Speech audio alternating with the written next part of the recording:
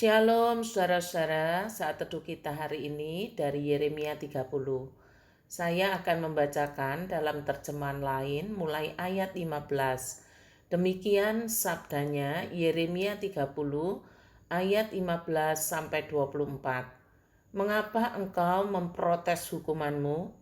Dosamu begitu memalukan sehingga pantaslah jika kesedihanmu tidak ada akhirnya. Karena kesalahanmu begitu besar, maka aku terpaksa menghukum engkau seberat ini.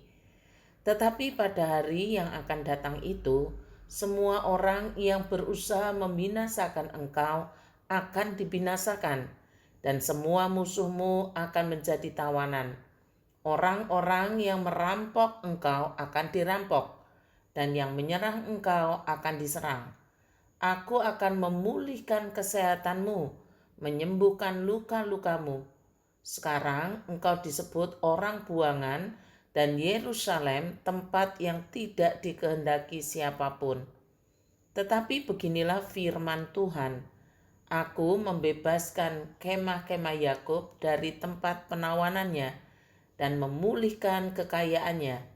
Yerusalem akan didirikan kembali di atas reruntuhannya. Istana akan dibangun lagi seperti semula. Kota-kota akan dipenuhi dengan sukacita dan ucapan syukur. Dan aku akan melipat gandakan jumlah umatku dan menjadikan mereka bangsa yang besar dan dihormati dan tidak dihina lagi. Anak-anak mereka akan menjadi makmur seperti di bawah pemerintahan Daud. Bangsa mereka akan diteguhkan di hadapanku, dan aku akan menghukum siapapun yang menindas mereka. Seorang dari antara mereka sendiri akan tampil sebagai pemimpin dan penguasa. Aku akan mengundang dia menjadi imam pada mezbahku, dan ia akan mendekat kepadaku, karena siapa yang berani mendekati aku kalau tidak diundang? Kamu akan menjadi umatku, dan aku akan menjadi Allahmu. Angin badai Tuhan tiba-tiba akan mengamuk dengan hebat ke atas orang-orang jahat. Tuhan tidak akan mengurangi kehebatan murkanya sampai ia melaksanakan segala penghancuran dahsyat yang telah direncanakannya. Di kemudian hari engkau akan dapat mengerti semua ini.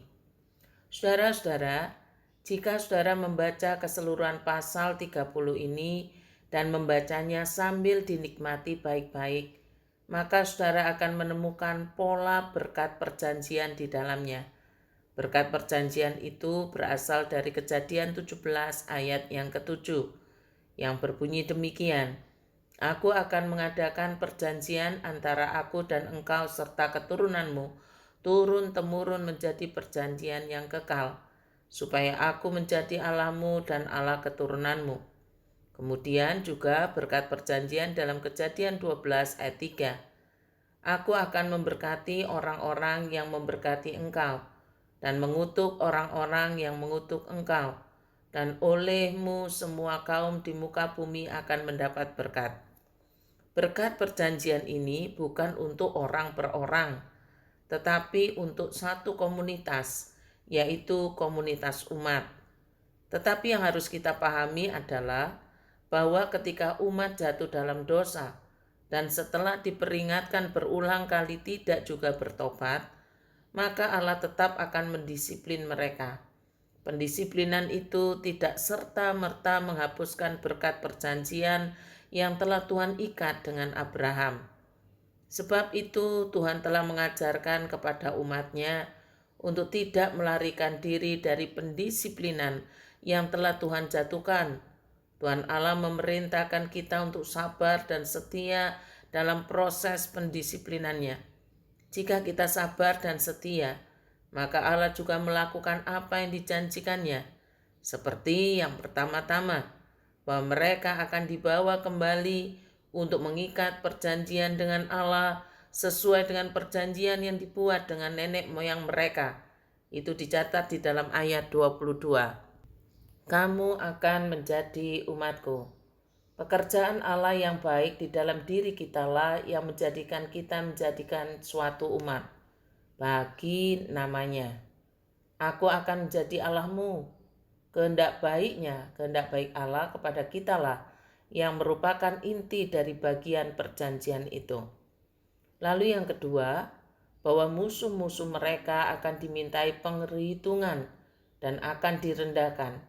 Aku akan menghukum semua orang yang menindas mereka, sehingga akan tampak kepada semua orang bahwa sungguh berbahaya mengusik orang-orang yang diurapi Allah. Dua ayat terakhir dapat diringkas dalam pernyataan demikian, saudara. Angin badai Tuhan akan turun menimpa kepala orang-orang fasik. Aku mengambil dari tanganmu piala dengan isinya yang memusingkan, dan aku akan memberikannya ke tangan orang yang menindas engkau. Saudara-saudara, mari kita renungkan sejenak. Apakah kita sebagai anggota umat, anggota komunitas umat, gereja, telah dengan setia mengikut dan mengabdi kepadanya? Saya percaya bahwa Tuhan masih menyediakan orang-orang yang setia, orang-orang yang hatinya benar-benar mengabdi kepada Allah. Saya sangat yakin itu.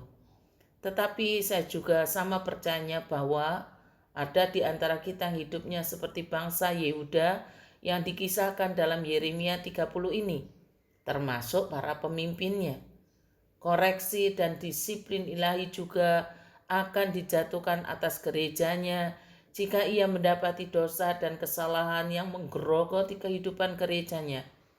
Ia pun dapat menggunakan tangan-tangan musuh gereja untuk mendatangkan hajaran itu, dan ia pun dapat menggunakan dan memporak-porandakannya.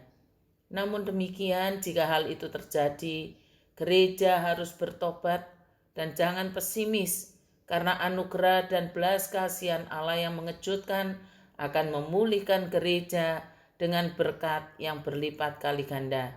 Yang terpenting bagi umat Allah saat ini adalah merenungkan dan mencermati setiap peristiwa yang menimpa gereja.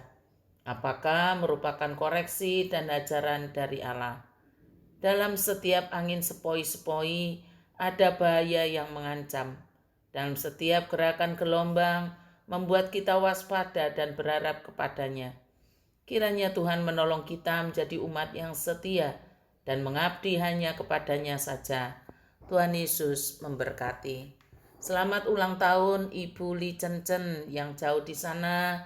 Kenallah Tuhan Yesus dan dengarkanlah suaranya. Ketika Tuhan memanggil, jawablah, "Ya Tuhan, inilah aku." Mari saudara, kita masuk di dalam doa. Tuhan, kami bersyukur untuk firman Tuhan hari ini, yaitu Tuhan mengingatkan betapa pentingnya kami merespon setiap kepercayaan dengan menjadi umat yang setia dan mengabdi kepadamu. Tolonglah ya Tuhan agar orang-orang yang setia, orang-orang yang mengabdi diberikan kegairahan tersendiri ketika Tuhan memanggil untuk menjadi pelayan-pelayan-Mu. Mendoakan untuk Ibu Li Cencen yang hari ini berulang tahun. Tuhan, kiranya Engkau memberikan dia iman untuk percaya kepadamu, iman untuk percaya kepada firman-Mu. Terus mendoakan agar orang-orang saleh yang mengabdi terus memberkati anggota yang lain dengan keteladanan, dengan contoh iman yang terang, iman yang jelas.